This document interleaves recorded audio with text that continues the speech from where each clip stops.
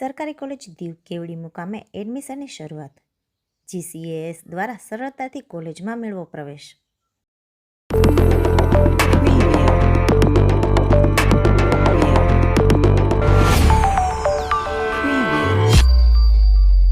કેન્દ્રશાસિત પ્રદેશ દીવ કોલેજમાં આ વર્ષે નવા એડમિશન શરૂ કરવામાં આવ્યા છે, જ્યાં વિદ્યાર્થીઓ કોલેજમાં GCAS દ્વારા સરળતાથી એડમિશન મેળવી શકશે.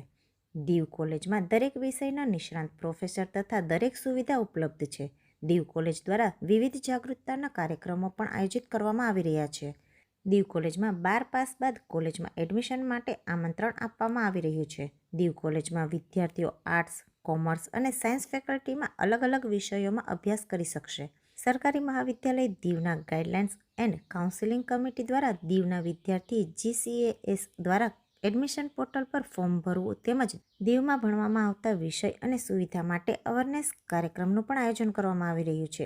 આ તમામ કાર્યક્રમ દીવ કોલેજના પ્રોફેસર સૌજી સર, સહદેવ સર, વિશાલ સર અને મનીષ સર દ્વારા કરવામાં આવી રહ્યા છે. माइक्रोबायोलॉजी तथा बीकॉम जनरल जैसे विषय उपलब्ध हैं.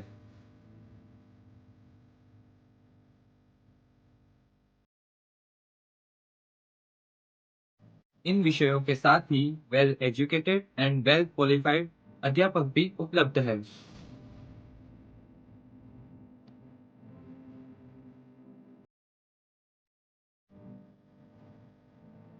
चलिए इस महाविद्यालय की अन्य सुविधाओं के बारे में जानते हैं।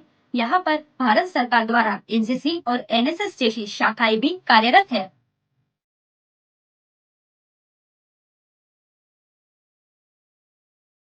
हमारे महाविद्यालय में साइंस की अद्यतन तकनीकी वाली प्रयोगशालाएं हैं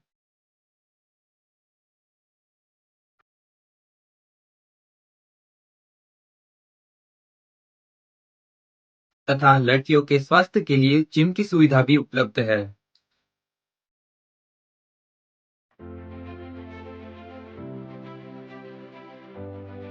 सात 7,000 पुस्तकों से सज्ज विशाल लाइब्रेरी भी उपलब्ध है.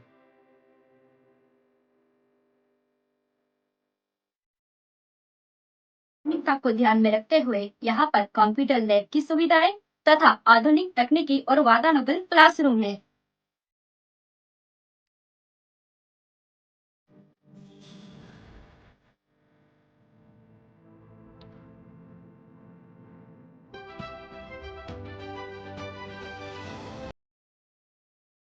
हमारे महाविद्यालय में वर्टिकल गार्डन और खेलकूद के लिए प्लेग्राउंड भी है.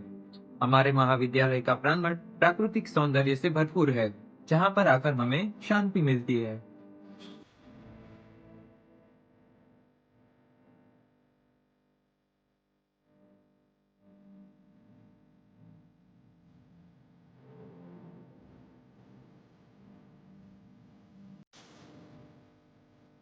यहाँ पर आकर न केवल आपको शिक्षा मिलेगी बल्कि आपके जीवन के संपूर्ण विकास होगा।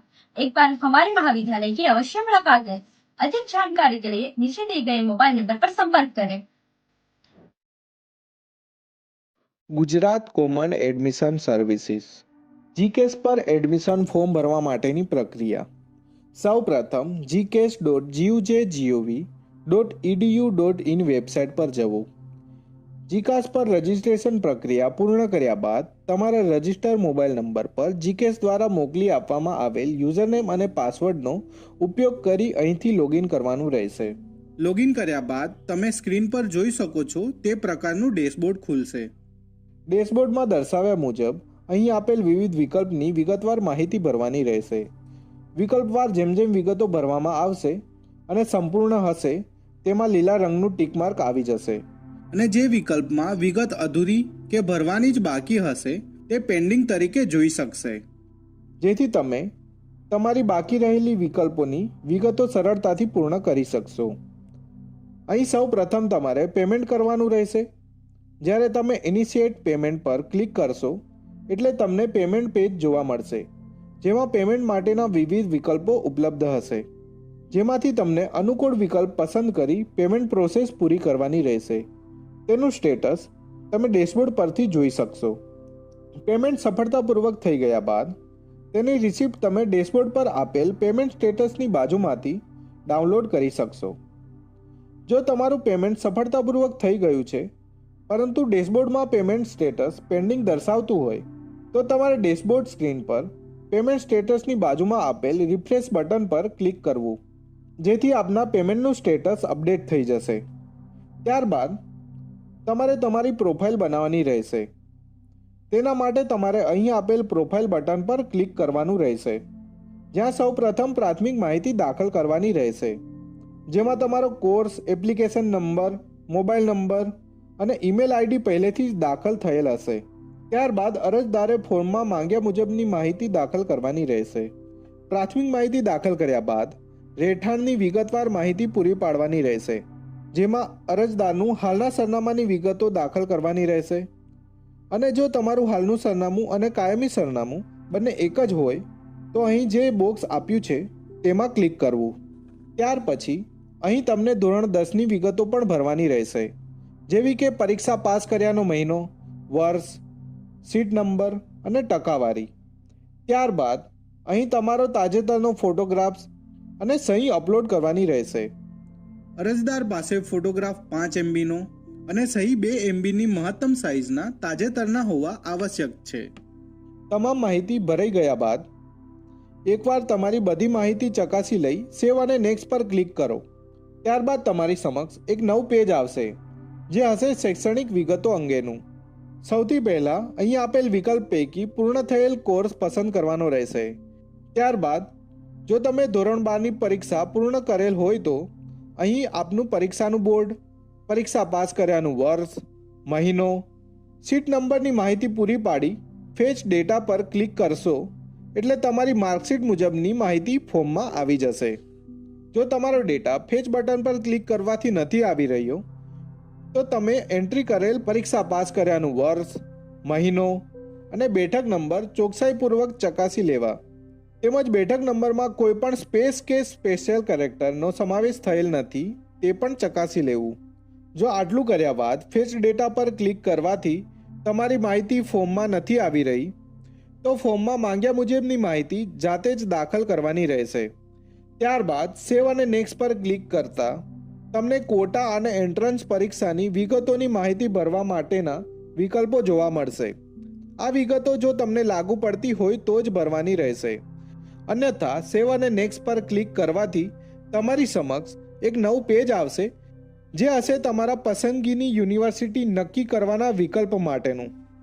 આ પેજમાં તમારે યુનિવર્સિટીનું નામ, શિક્ષણ સંસ્થાનો પ્રકાર અને જિલ્લો પસંદ કરવાનું રહેશે, જેના દ્વારા તમે ઉપલબ્ધ કોલેજ અને તેને સંબંધિત પ્રાથમિક માહિતી જોવા મળશે, જેમાંથી આપને આપની પસંદગી કરવાની રહેશે. કોર્સ મુજબની પસંદ કરેલ યુનિવર્સિટી અને કોલેજની તમામ વિગતો એપ્લાય ફોર વિભાગમાં જોઈ શકશો.